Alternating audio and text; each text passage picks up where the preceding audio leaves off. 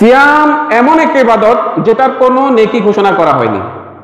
যেমন ধরেন, আপনি জানাজায় অংশগ্রহণ করলে আপনার জন্য 1 কিরাত পরিমাণ সওয়াব।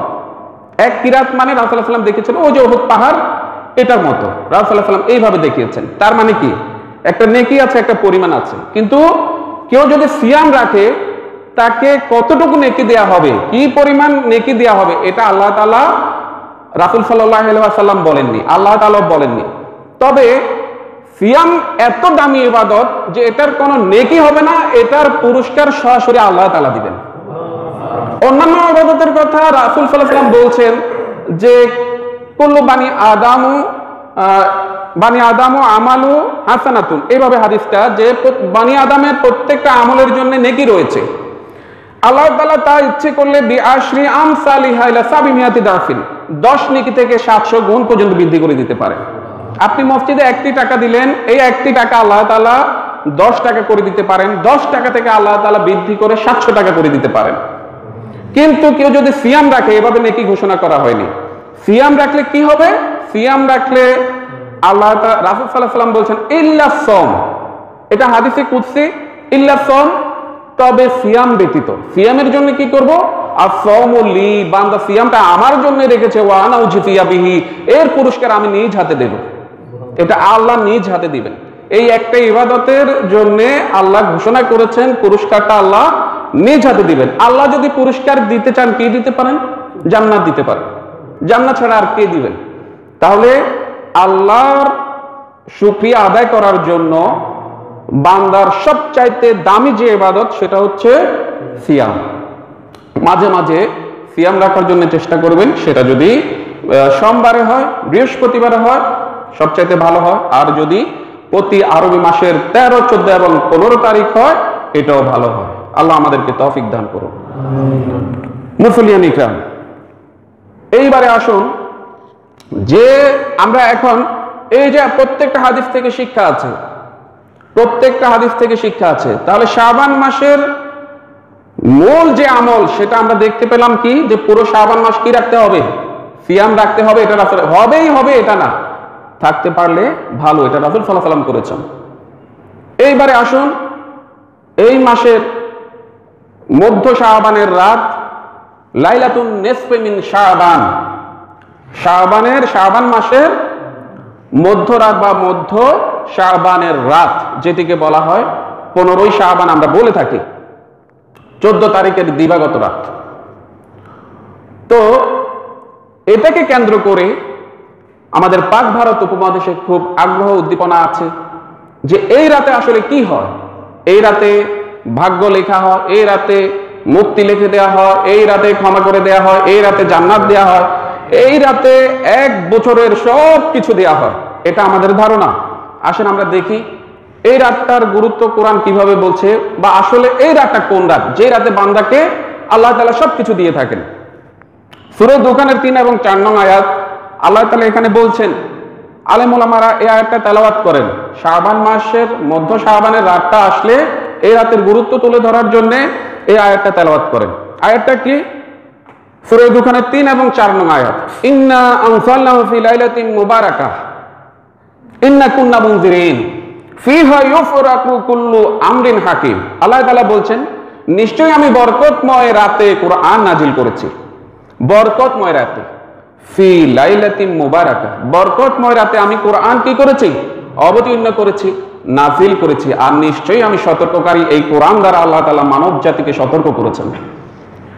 এখন এর পরের আয়াতেই বলা হচ্ছে ফিহা ইউফরাকু কুল্লু আমরিন হাকিম, এই রাতের মধ্যে যাবতীয় গুরুত্বপূর্ণ সিদ্ধান্তগুলোর বাস্তবায়ন করা হয়, যাবতীয় গুরুত্বপূর্ণ সিদ্ধান্তগুলো নেওয়া হয়।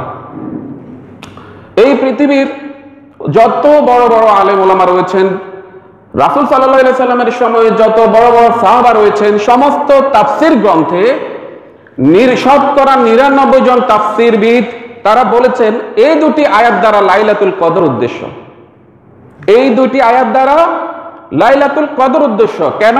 কোরআন দ্বারা ওনারা কোরআনকে তাফসীর করেছেন, কোরআন দিয়ে কোরআনকে তাফসীর করেছেন। আমি বলি, আপনারা শুনেন, বুঝবেন। ইন্না আনজালনাহু ফি লাইলাতিন মুবারাকাহ, নিশ্চয়ই আমি বরকতময় রাতে কোরআনকে নাজিল করেছি। দেখেন সূরা বাকারার 185 নং আয়াতে আল্লাহ তাআলা কি বলছেন? শাহরু রমাদান আল্লাযী উনজিলা ফীহিল কুরআন। নিশ্চয়ই এই রমাদান মাসে, শাহরু রমাদান, রমাদান মাস এমন এক মাস যে মাসে কি করা হয়েছে? কোরআন অবতীর্ণ করা হয়েছে। আর বলেন তো, এই রমাদান মাসেরই একটি রাত আছে যে রাতটাকে গুরুত্ব দিতে গিয়ে স্বয়ং একটি সূরা আল্লাহ তাআলা অবতীর্ণ করেছেন। সেই সূরাটার নাম হচ্ছে সূরাতুল কদর। সূরাতুল কদর। কদর শব্দের অর্থ কি? ভাগ্য। কদর শব্দের অর্থ ভাগ্য। এখন বরকতময় রাত আমাদেরকে খুঁজে নিতে হবে। বরকতময় রাত কোনটা? কোরআন দিয়ে কোরআনকে তাফসীর করেন। বরকতময় রাতে, বরকতময় রাতটা এখন খোঁজ করেন। তো বরকতময় রাত আর কোনটা হবে? আল্লাহ তাআলা নিজেই বলে দিচ্ছেন, ইন্না আনসালনাহু ফি লাইলাতিল কদর, নিশ্চয়ই আমি কদরের রাতে কি করেছি? কোরআন অবতীর্ণ করেছি। মুহাম্মদ সাল্লাল্লাহু আলাইহি সাল্লাম, আপনি কি জানেন কদরের রাতটা কি, কত মূল্যবান? তো আমি বলি শুনেন, লাইলাতুল কদরি খায়রুম মিন আলফি শাহর। এটা এমন এক রাত যে রাতটা হাজার মাসের চাইতেও উত্তম। যে রাতটা হাজার মাসের চাইতেও উত্তম। তো বরকতময় রাত আর কোনটা হতে পারে যে রাতটা হাজার মাসের চাইতে উত্তম, প্রায় 83 বছর 4 মাসের চাইতে উত্তম? তো বরকতময় রাত আর কোনটা হবে? যদি লাইলাতুল কদরই বরকতময় রাত না হয় তাহলে কোনটা হবে? বরকতময় রাত কোরআন থেকে যদি আমরা খুঁজে নিতে চাই, কোরআন বলছে বরকতময় রাত কোনটা। শবে বরাতের ব্যাপারে তো বলা হচ্ছে না, শবে বরাতের ব্যাপারে তো বলা হচ্ছে না, বলা হচ্ছে বরকতময় রাত লাইলাতুল কদর। স্বয়ং আল্লাহ এটার নাম দিয়েছেন। আল্লাহ নাম দিয়েছেন। আল্লাহ নাম দিয়ে বলছেন ফজিলত কি জানেন? এটার ফজিলত হচ্ছে লাইলাতুল কদরি খায়রুম মিন আলফি শাহর। এই রাতের মর্যাদা এত বেশি, হাজার মাসের চাইতেও বেশি। হাজার মাস, ওই সময় আরববাসীকে বোঝানোর জন্য আল্লাহ তাআলা হাজার ব্যবহার করেছেন। তারা কথায় কথায় বলতো হাজার হাজার হাজার হাজার। আমরা যেমন বলি একটা লোক কোটি কোটি টাকার মালিক, অগণিত টাকার মালিক। তো আরববাসীকে বোঝানোর জন্য আল্লাহ বলছেন আলফ শব্দ ব্যবহার করেছেন, হাজার মাসের চাইতে উত্তম। এটা হাজার হাজার মাসের চাইতে উত্তম হতে পারে। আল্লাহ তাআলা এইভাবে বুঝিয়েছেন। এরপরে কোরআন দিয়ে কোরআনের তাফসীর শুনেন। ফিহা ইউফরাকু কুল্লু আমরিন হাকিম। এই রাতে কি করা হয়? গুরুত্বপূর্ণ বিষয়ের সিদ্ধান্তগুলো নেওয়া হয়। এখন সূরাতুল কদরে সরাসরি আল্লাহ তাআলা বলছেন যে তানাজ্জালুল মালাইকাতু ওয়ার রূহু ফিহা বিইজনি রাব্বিহিম মিন কুল্লি আমরিন।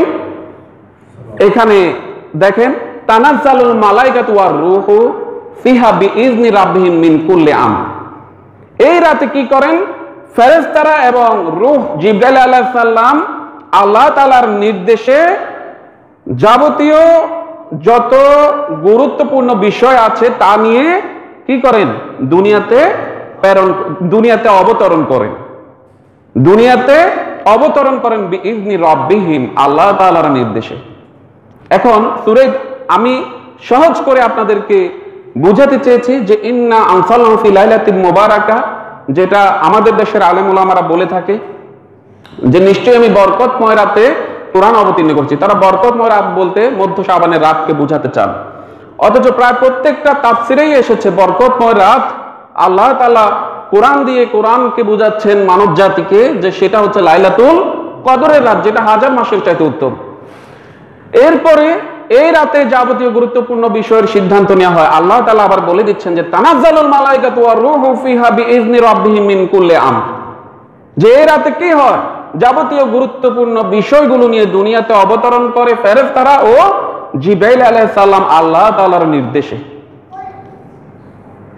তো আমরা যদি কোরআন দিয়ে কোরআনকে বুঝতে চাই তাহলে কোনো ধরনের আর আমাদের মধ্যে যে একটা সন্দেহ সংশয় কোনো কিছু আর এখানে থাকে না যদি কোরআন দিয়ে আমরা কোরআনকে বুঝে নিই।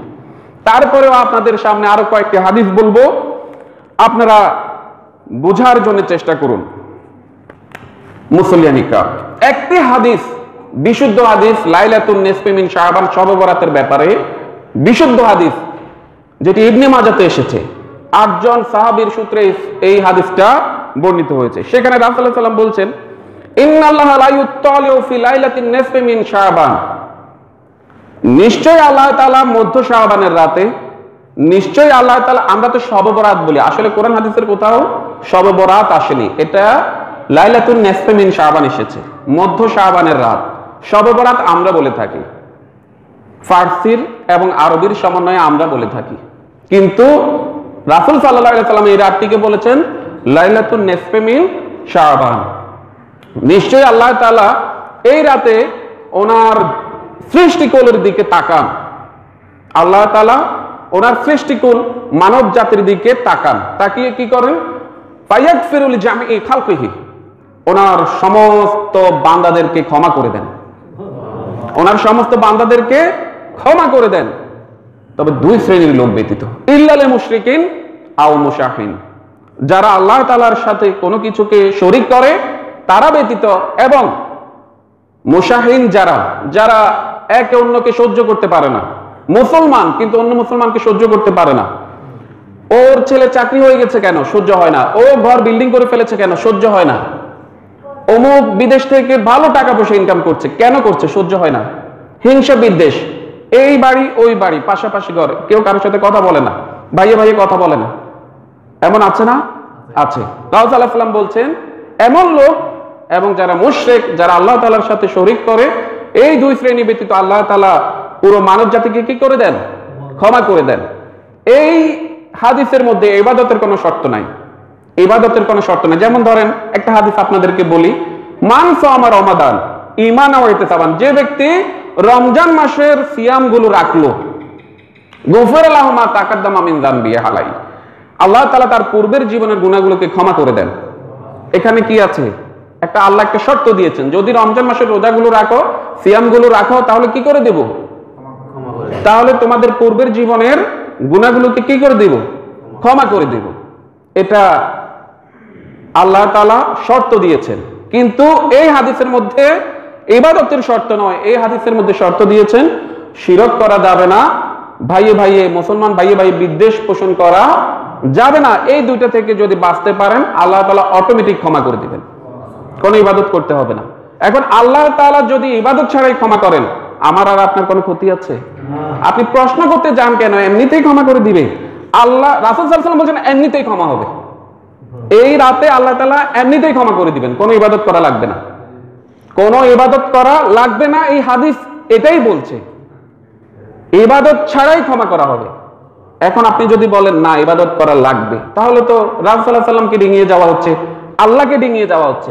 কোরআনের একটি আয়াত আছে, লা ইউসালু আম্মা ইউফাল, আল্লাহ কি করেন কেন করেন, রাসূল সাল্লাল্লাহু আলাইহি ওয়াসাল্লাম কি করেন কেন করেন প্রশ্ন করা যাবে না, এর নাম ঈমান। রাসূল সাল্লাল্লাহু আলাইহি ওয়াসাল্লাম বলছেন এমনিতেই ক্ষমা হবে, যদি শিরক থেকে বাঁচতে পারেন, যদি হিংসা থেকে বাঁচতে পারেন, এই মধ্য শাবানের রাতে আল্লাহ তাআলা আপনাকে এমনিতেই ক্ষমা করে দিবেন, কোনো ইবাদত লাগবে না। এটা রাসূল সাল্লাল্লাহু আলাইহি ওয়াসাল্লাম বলেছেন। এরপরেও এই রাতের ব্যাপারে কিছু দুর্বল হাদিস, কিছু জাল হাদিসের সংমিশ্রণে আমাদের দেশে কিছু কথা হাদিস প্রচলিত আছে, তা আপনাদের সামনে তুলে ধরি।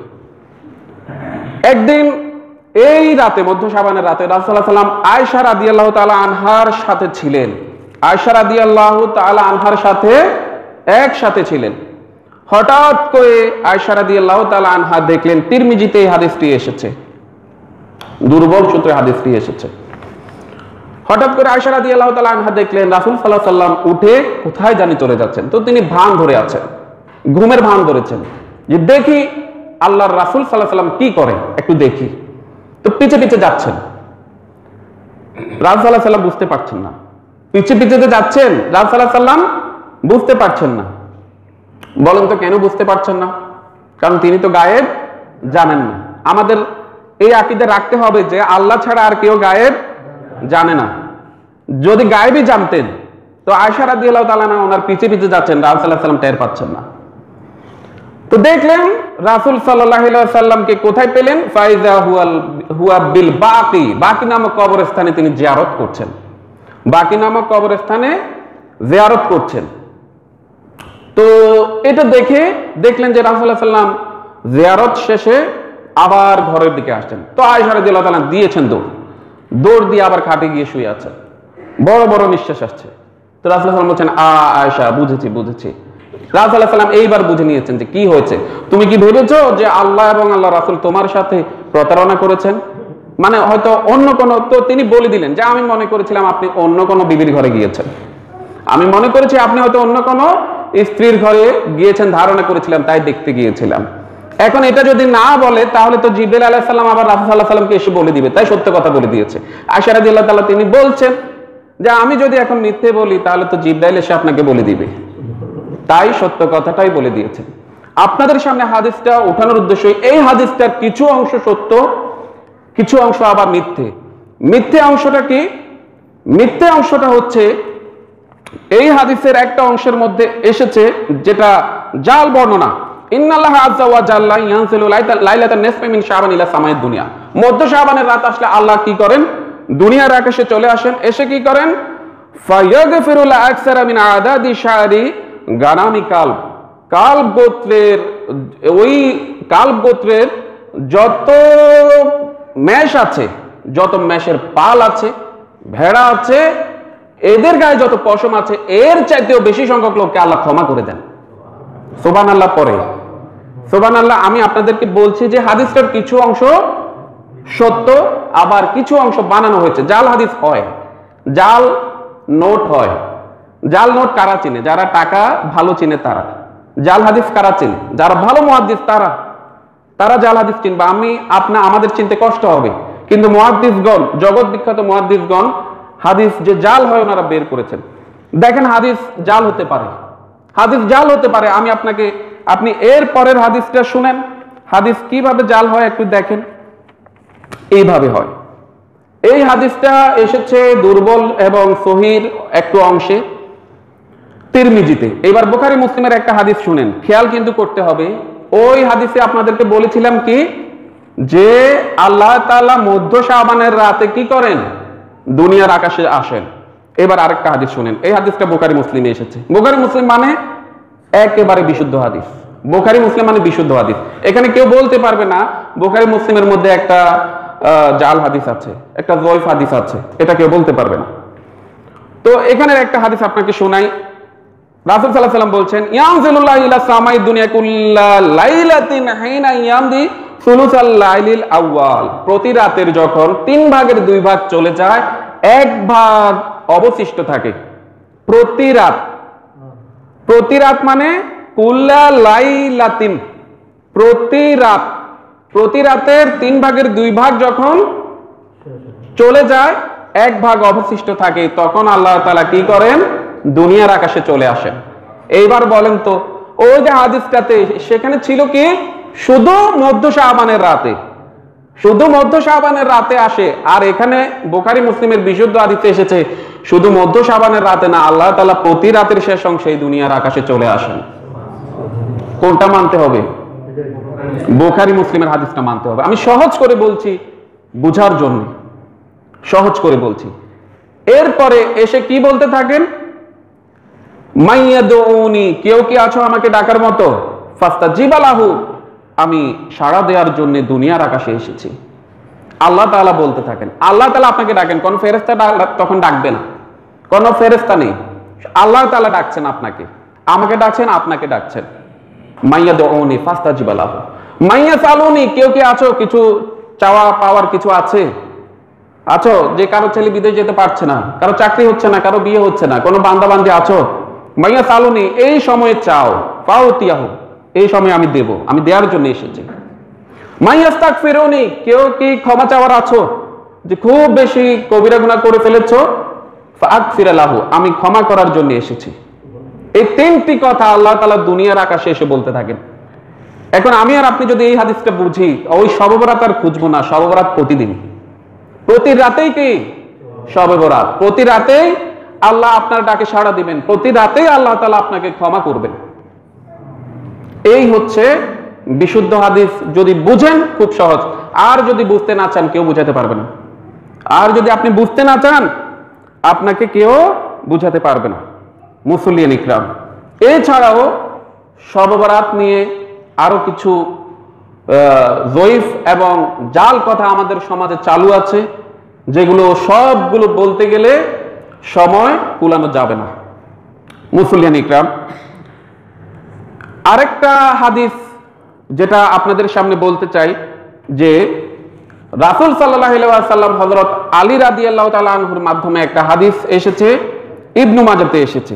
এখানেও একটা কথা এসেছে যে রাসূল সাল্লাল্লাহু আলাইহি ওয়াসাল্লাম বলছেন, তোমরা এই দিনটাতে দিনে সিয়াম রাখো আর রাতে নফল ইবাদত করো। এতটুকু অংশকে মুহাদ্দিসগণ মানতে চাচ্ছেন না।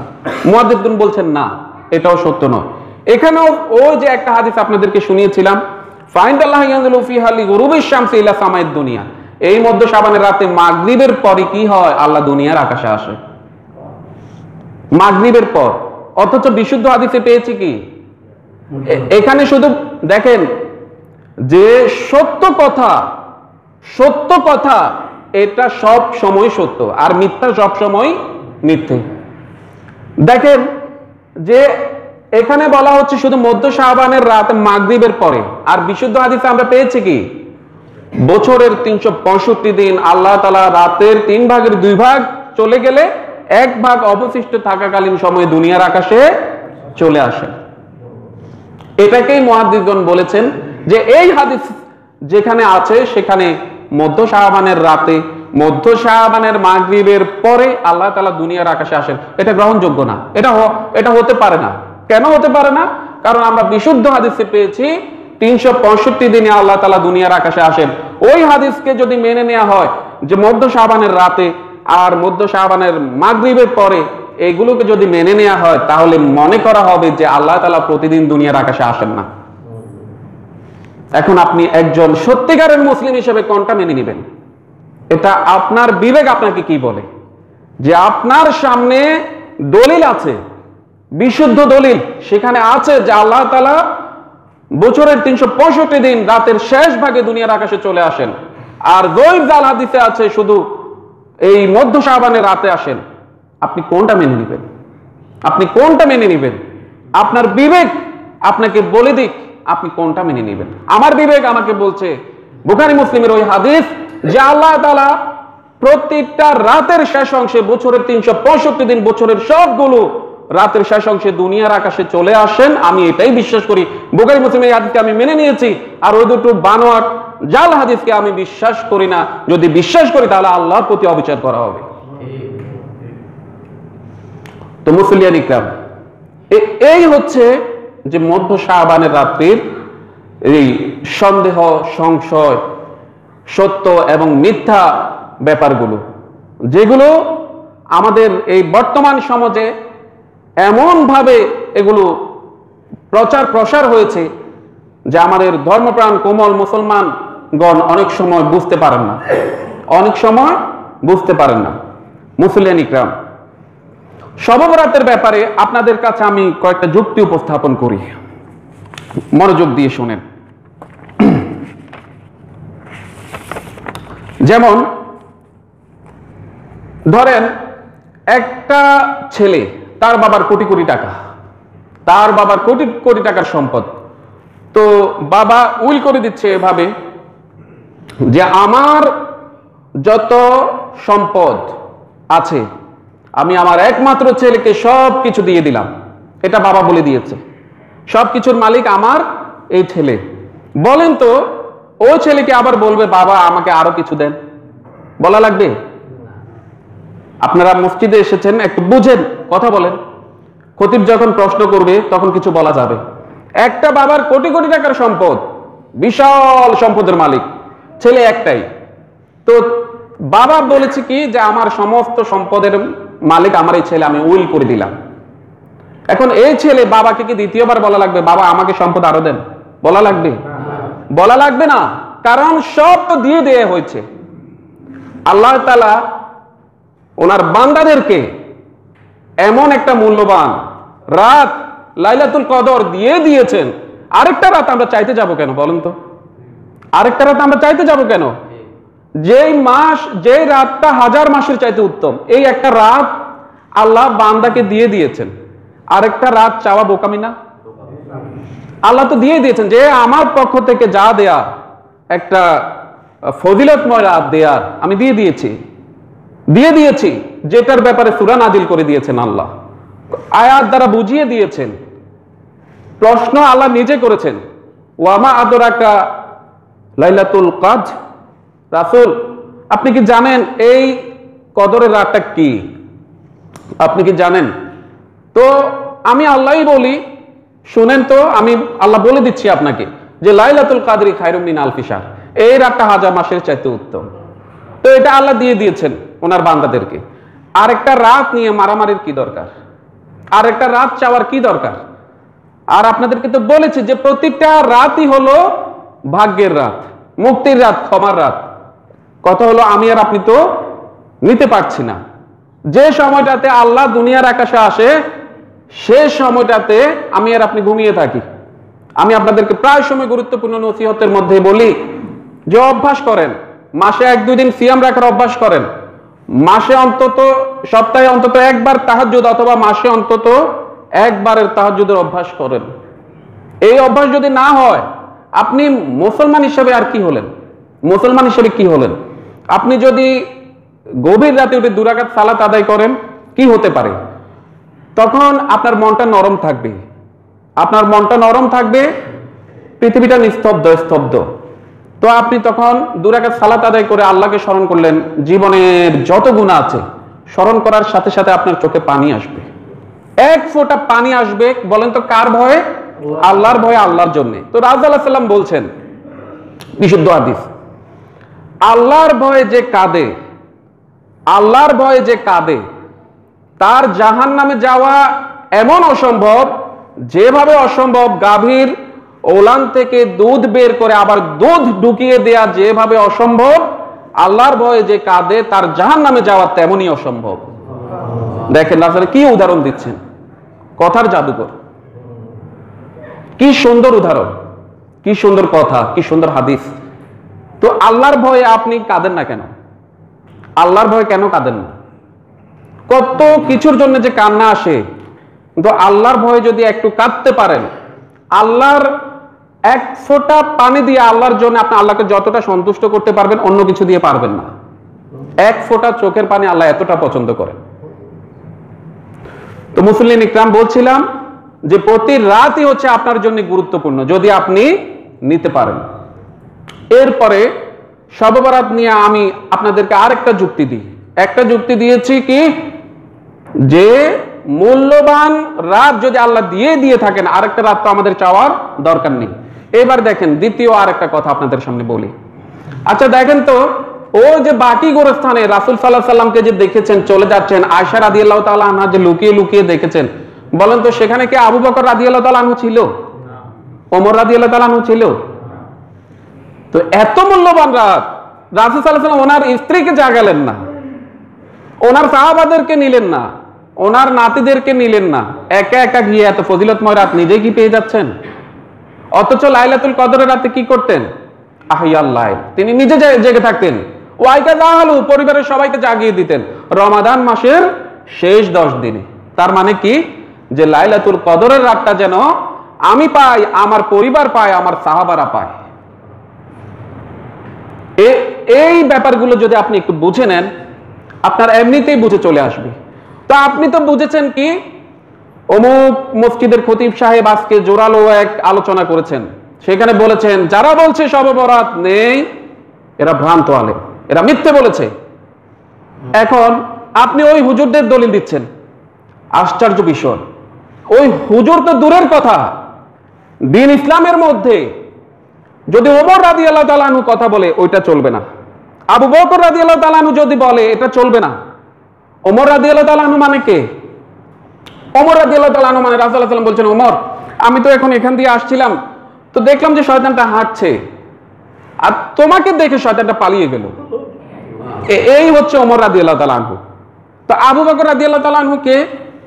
আবু বকর রাদিয়াল্লাহু তাআলা আনহুর সামনে রাসূলুল্লাহ সাল্লাল্লাহু আলাইহি ওয়াসাল্লাম জান্নাতের দরজার আলোচনা করছেন। জান্নাত কয়টা? জান্নাত একটা, দরজা 8টা, দরজা 8টা। তো রাসূলুল্লাহ সাল্লাল্লাহু আলাইহি ওয়াসাল্লাম বলছেন যে হজ করেছে ওই দরজার ফেরেশতারা দাঁড়িয়ে বলবে যে হাজী সাহেব এখান দিয়ে আসেন। যে দান সদকা করেছে, যাকাত দিয়েছে, ওই দান সদকার জন্য একটা দরজা থাকবে, আসেন দানবীর সাহেবরা এখান দিয়ে আসেন, এই দরজা দিয়ে আসেন। তো আবু বকর রাদিয়াল্লাহু তাআলা আনহু তাকিয়ে আছেন, বলছেন ইয়া রাসূলুল্লাহ একটা কথা বলি, বলো। তো আচ্ছা এমন কেউ কি আছে যাকে জান্নাতের সবগুলো দরজা দিয়ে ডাকা হবে? হ্যাঁ তুমিই তো সেই ব্যক্তি, তুমিই তো সেই ব্যক্তি। এই হচ্ছে আবু বকর রাদিয়াল্লাহু তাআলা আনহু। তো একদিন এক সাহাবার সামনে এক সাহাবা বলছে কালা আবু বকর কালা উমর, ওমর এটা বলেছে, আবু বকর এটা বলেছে। তো ওই সাহাবা বলছে আল্লাহ আসমান থেকে তোদের উপরে পাথর বর্ষণ করুক। আমি বলছি কালা রাসূলুল্লাহ, তোমরা বলছো কালা উমর কালা আবু বকর। আমি বলছি আল্লাহ রাসূল বলেছে, তোমরা আমাকে আবু বকর ওমরের কথা কেন শোনাচ্ছ? তার মানে কি? ওই যে আপনি হুজুরের কথা বলছেন, হুজুরের কথার তো এক পয়সার মূল্য নাই, যেখানে ওমর আবু বকর রাদিয়াল্লাহু তাআলা আনহুর কথা চলে না। এক গ্লাস পানি খেতে দিন ইসলামে 5 থেকে 6টা নিয়ম লাগে। 1 নাম্বার, ডান হাতে ধরতে হবে। 2, দেখতে হবে। 3, বসে যেতে হবে। 4, বিসমিল্লাহ বলতে হবে। 5, 3, 6টা নিয়ম শুধু 1 গ্লাস পানি পান করতে। আর আপনি একটা রাতকে মুক্তির রাত, ক্ষমার রাত, ভাগ্যের রাত বানিয়ে ফেলবেন কোন রকম দলিল ছাড়া, কোন নিয়ম কানুন ছাড়া। এত সহজ? তো মুসলিয়ান ইকরাম, এই হাদিসগুলো আপনাদেরকে এই জন্যই বলছি, এই কথাগুলো এই জন্যই বলছি যে দিন ইসলামকে এত সস্তা কোনো কিছু ভাববেন না। আপনি যা করবেন প্রত্যেকটা কিছুর জন্য কি থাকতে হবে? দলিল থাকতে হবে। কোরআনের একটা আয়াত, এটাকে বলা হয় দলিল। কোরআনের একটা আয়াত থাকতে হবে, একটা হাদিস, এটাকে বলা হয় দলিল। একটা হাদিস থাকতে হবে বিশুদ্ধ। এগুলোর কোনো কিছু ছাড়াই আপনি একটা রাতকে এত গুরুত্ব কিভাবে দিবেন? ওই রাতের ব্যাপারে আপনি এগুলো বিশ্বাস কিভাবে করেন? বছরের সবগুলো রাত ছেড়ে দেন, সবগুলো দিন ছেড়ে দেন, 5 ওয়াক্ত নামাজ আপনার কাছে কোনো ব্যাপারই না। একটা রাত ওইটা আসলে আপনি বলেন আজকে রাতে ইবাদত করলে পুরো বছরের ইবাদত করা লাগবে না। মানে এটা কেমন ধরনের বিশ্বাস? আজকের রাতে ইবাদত করলে যত টাকা পয়সা দেওয়ার আল্লাহ দিয়ে দিবেন, এটা কেমন ধরনের বিশ্বাস?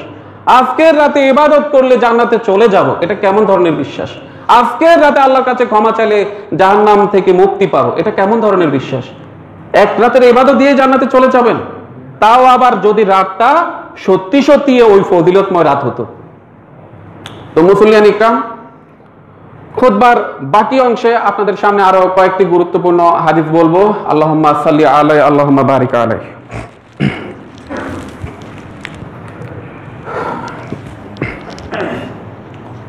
আলহামদুলিল্লাহ ওয়াহদা ওয়া সালাতু ওয়া সালামু আলা মান লা নাবিয়্যা বাদা। মুসলিয়ান ইকরাম, তাকদীর, আমরা শবে বরাতকে বলে থাকি কিসের রাত? ভাগ্যের রাত, যেটাকে আরবিতে বলা হয় কি? তাকদীর। তো আপনাদেরকে কয়েকটি হাদিস শোনাই, আপনারা দেখেন কোন রাতে ভাগ্য লেখা হয়, কোন রাতে কি ভাগ্য লেখা হয় বা কোন দিনে কি লেখা হয়। মিশকাত শরীফের হাদিসে এসেছে, রাসূল সাল্লাল্লাহু আলাইহি ওয়াসাল্লাম বলছেন ইন্না আউয়ালা মা খালাকাল্লাহুল কালাম, নিশ্চয় আল্লাহ তাআলা সর্বপ্রথম কলম সৃষ্টি করেছেন।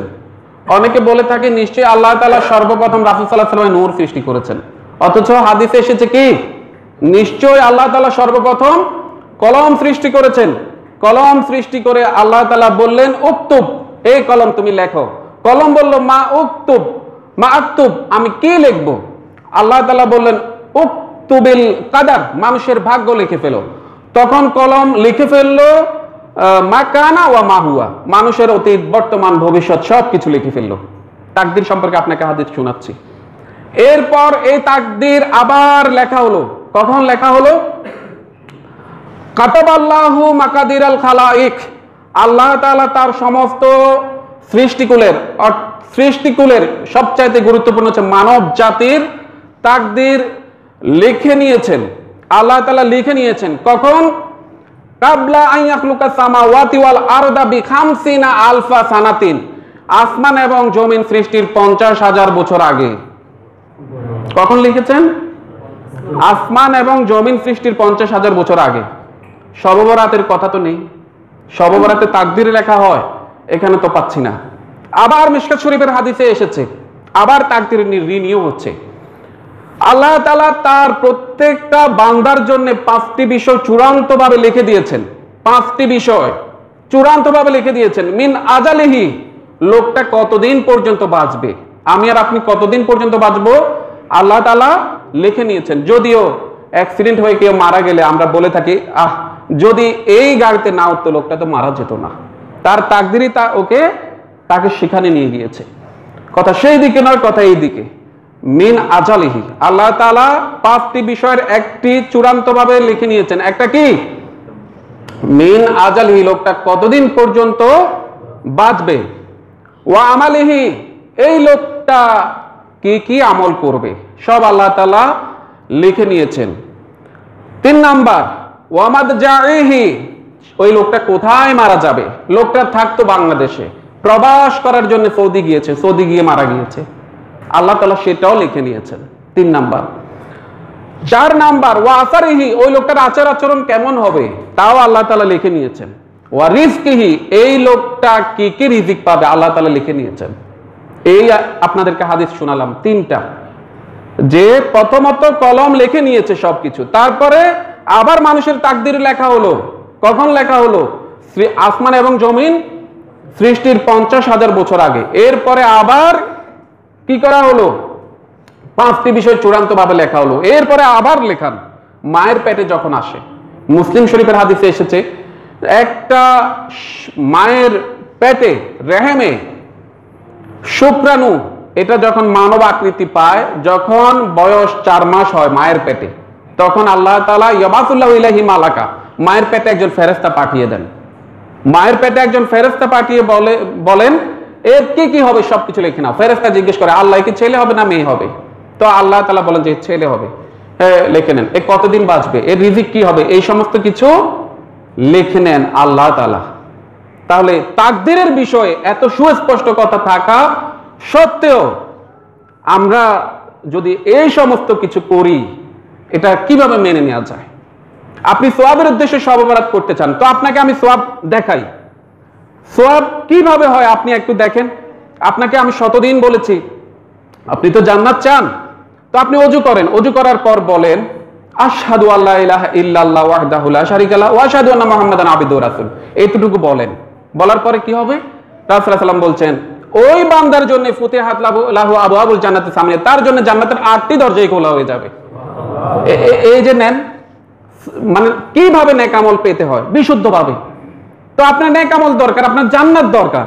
তো আপনি ওযু করেছেন, ওযু করার পরে কোনো দিকে না তাকিয়ে 2 রাকাত তাহিয়াতুল ওযু যাকে বলা হয় 2 রাকাত সালাত আদায় করেন। কখনো কি করেছেন? 2 রাকাত সালাত আদায় করেন, 2 রাকাত সালাত আদায় করেন, কোনো দিকে মন দিবেন না। আল্লাহর সন্তুষ্টির জন্য 2 রাকাত সালাত আমি আদায় করছি। আল্লাহর সন্তুষ্টির জন্য 2 রাকাত সালাত আদায় করেছেন, তো কি হবে? রাসূল সাল্লাল্লাহু আলাইহি ওয়াসাল্লাম ওয়াজাবাত লাহুল জান্নাত, তার জন্য জান্নাত ওয়াজিব করে দিবেন আল্লাহ তাআলা। তো আপনি আরো চাচ্ছেন, তো আরো নেন। ফজরের সালাত আদায় করেছেন, বসে থাকেন, ইমাম সাহেব জিকির আজকার করছে, আপনিও জিকির আজকার করেন, 20 মিনিট 25 মিনিট করেন। তো সূর্য উঠে গেছে, সূর্য তখন উঠে গেছে, তো সূর্য উঠেছে, আপনি 2 রাকাত সালাত আদায় করেন। 2 রাকাত সালাত আদায় করেছেন, তো রাসূল সাল্লাল্লাহু আলাইহি ওয়াসাল্লাম বলছেন কানাত লাহু হাজ্জাতিন উমরাতিন ওই ব্যক্তি তাম্মাতিন পরিপূর্ণ একটা উমরা এবং হজের সওয়াব পাবে। বিশুদ্ধ হাদিস, বিশুদ্ধ হাদিস। তা আপনি কেন সন্দেহ সংশয়ের বিষয়ে যান? সন্দেহের বিষয়ে গেলে তো আপনি ওই হারামের দিকে চলে যাবেন। ওই হাদিসটা তো ওই দিন আপনাকে বলেছি আমি, আবার আপনাকে এই হাদিসটা শোনাচ্ছি, আপনি শুনেন, মনোযোগ দিয়ে শুনেন। আপনি যে বিষয়ের মধ্যে সন্দেহ আছে দিনের, ওই বিষয়ের প্রতি কেন যান? কত বড় ক্ষতির মধ্যে পড়ে যাবেন। দেখেন রাসূল সাল্লাল্লাহু আলাইহি ওয়াসাল্লাম বলছেন যে উম্মাত সন্দেহের বিষয়ে যেও না। সন্দেহের বিষয়ে গেলে কি হবে তুমি শুনো। রাসূল সাল্লাল্লাহু আলাইহি ওয়াসাল্লাম বলছেন আল হালালু বায়িনুন ওয়াল হারামু বায়িনুন, হারাম সুস্পষ্ট, হালালও কি সুস্পষ্ট। ওয়া বাইনাহুমা মুশতাবিহাতুন, কিন্তু এই দুইটার মধ্যে কিছু বিষয় আছে যেগুলোর মধ্যে সন্দেহ সংশয় আছে। অনেক মানুষ এটার ব্যাপারে, এই সন্দেহের ব্যাপারে কোনো সিদ্ধান্ত নিতে পারে না। আমি বললাম শবে বরাত যদি আপনি পালন করেন এখানে ভুল হতে পারে। আরেকজন বলল শবে বরাতের মধ্যেই যাবতীয় কল্যাণ। বলেন তো এই দুইটার মধ্যে সন্দেহ সৃষ্টি হয়ে গেল না? আমি বলছি আপনার জন্য ক্ষতি হতে পারে, আরেকজন বলছে না কল্যাণ হতে পারে। কথা দুজনের 2 রকম, তার মানে কি হলো? সংশয় সৃষ্টি হয়ে গেল। এবার দেখেন যেখানে কোনো সন্দেহ নাই, লাইলাতুল কদরের রাত 1000 মাসের চাইতেও উত্তম। কোনো সন্দেহ আছে? নিয়ে নেন। এখন লাইলাতুল এই শবে বরাত নিয়ে আমি বললাম একটা, আরেক আলেম বলল একটা, সন্দেহ চলে এসেছে। এখন কি করতে হবে? এখন কি করতে হবে? রাসূল সাল্লাল্লাহু আলাইহি ওয়াসাল্লাম বলছেন ফামানিত্তাকা শুবহাতি ইস্তিবার লিদিনিহি, যে ব্যক্তি সন্দেহের বিষয় ছেড়ে দিল সে তার দ্বীনকে রক্ষা করে ফেলল। আর যে ওয়ামান ওয়াকা ফি শুবহাতি, যে সন্দেহের ভিতরে ঢুকে গেল, ওয়াকা ফিল হারামি, সম্ভবত সে হারামের মধ্যে পড়ে যাবে। এরপর রাসূল সাল্লাল্লাহু আলাইহি ওয়াসাল্লাম বলছেন, যেমনটি কোনো রাখাল কোনো ক্ষেতের পাশ দিয়ে নিষিদ্ধ এলাকা দিয়ে তার পশুর পালকে নিয়ে যায়, হতে পারে ওই ফসলের ক্ষেতে তার গরু ঢুকে যেতে পারে। আপনি যদি আগুনের পাশ দিয়ে যান, আপনার গায়ে একটু হলেও কি লাগবে? গরম লাগবেই লাগবে। এর নাম হচ্ছে সন্দেহের বিষয় ছেড়ে দেয়া। আমি আপনাকে পরামর্শ দিচ্ছি না, পরামর্শ দিয়েছেন রাসূল সাল্লাল্লাহু আলাইহি ওয়াসাল্লাম। তো মুসলিয়ান ইকরাম, যাই হোক, আমি আপনাকে একেবারে ছেড়ে দেন এই পরামর্শ দিচ্ছি না, তবে কোরআন এবং হাদিসে এতক্ষণ পর্যন্ত আপনাকে যা শুনিয়েছি, আপনাকে আমি বোঝাতে চেয়েছি যে শুধু একটি রাত নয়, প্রতিটি রাতই আল্লাহ তাআলা আপনাকে শবে বরাত অর্থাৎ মুক্তির জন্য সুযোগ দিচ্ছেন, তওবার জন্য সুযোগ দিচ্ছেন, চাওয়া পাওয়ার জন্য সুযোগ দিচ্ছেন। শুধু একটি রাত নয়, শুধু একটি রাত যদি হতো, শুধু একটি রাত যদি হতো তাহলে কি হতো? শুধু একটি রাত যদি হতো, শুধু শবে বরাতেই যদি সবকিছু হতো তাহলে কি হতো? কোন কারণে ঘটনাক্রমে আপনি শবে বরাত পেলেন না, তাহলে কি আপনার ক্ষমা থেকে বঞ্চিত হয়ে যেতেন? আপনি তো বঞ্চিত হয়ে যেতেন। তাই আল্লাহ তাআলা আপনাকে শুধু একটি রাত নয়, আপনাকে সব রাতে কি দিয়েছেন? ক্ষমার সুযোগ দিয়েছেন। তো মুসলিয়ান ইকরাম, এই হচ্ছে এতটুকু পর্যন্ত যে শাবান মাসের মধ্য রজনী শবে বরাত নিয়ে কথা। আপনার বিবেচনায় আপনি কিভাবে এটি করবেন। আপনার যদি ইবাদত করতেই মন চায়, নফল ইবাদতের জন্য সাহাবারা কখনো মসজিদে আসেননি, নফল ইবাদত রাসূল সাল্লাল্লাহু আলাইহি ওয়াসাল্লাম এবং সাহাবারা ঘরেই করতেন, একাকী করতেন। আপনার যদি মনে চায় আপনি করেন, নফল সালাত আদায় করেন, তবে 12 রাকাত আদায় করলে বিদআত হবে। 12 রাকাত না, যা ইচ্ছে যত রাকাত ইচ্ছে 2 রাকাত করে আদায় করেন। আর যদি শুধু ওই রাতকে কেন্দ্র করেই পড়েন যে আর কোনো রাতে পড়বেন না বছরের একদিন, তাহলেও ঠিক হবে না, কারণ আপনি ওই রাতকেই সবকিছু বুঝে নিয়েছেন। নফল ইবাদত প্রতি রাতেই করা যায়, শুধু ওই রাতকে উদ্দেশ্য করে মাঝে মাঝেই করেন, মাঝে মাঝেই করেন। আর আপনি যেটা করে থাকেন, আপনার স্ত্রী যেটা করে থাকে, রুটি আর হালুয়া ওই রাতে, এর বিশেষ ফজিলত কি? মুরগি জবাই করা, এর বিশেষ ফজিলত কি? কোথায় ওহদের যুদ্ধ আর কোথায় শবে বরাতের এই গল্প? রাসূল সাল্লাল্লাহু আলাইহি ওয়াসাল্লামের দাঁত পড়ে গেছে, তাই হালুয়া রুটি খাচ্ছে। রাসূল সাল্লাল্লাহু আলাইহি ওয়াসাল্লামের দাঁত পড়ে গেছে, আপনি কান্না না করবেন, আফসোস করেন, আপনি হালুয়া রুটি কেন খাচ্ছেন? রাসূল সাল্লাল্লাহু আলাইহি ওয়াসাল্লাম দাঁত পড়ে গেছে, আপনি আনন্দ করছেন, হালুয়া রুটি খাবেন। এই সমস্ত কাজকর্ম কথা, এগুলা ইসলাম ধর্মে চলতে পারে না। মুসলিয়ান ইকরাম, আমরা খুতবার প্রায় শেষের দিকে। আল্লাহ তাআলা আমরা যা কিছু শুনেছি আমাদেরকে বিশুদ্ধ ভাবে আমল করার জন্য তৌফিক দান করুন। আমরা সবাই বলি আমিন।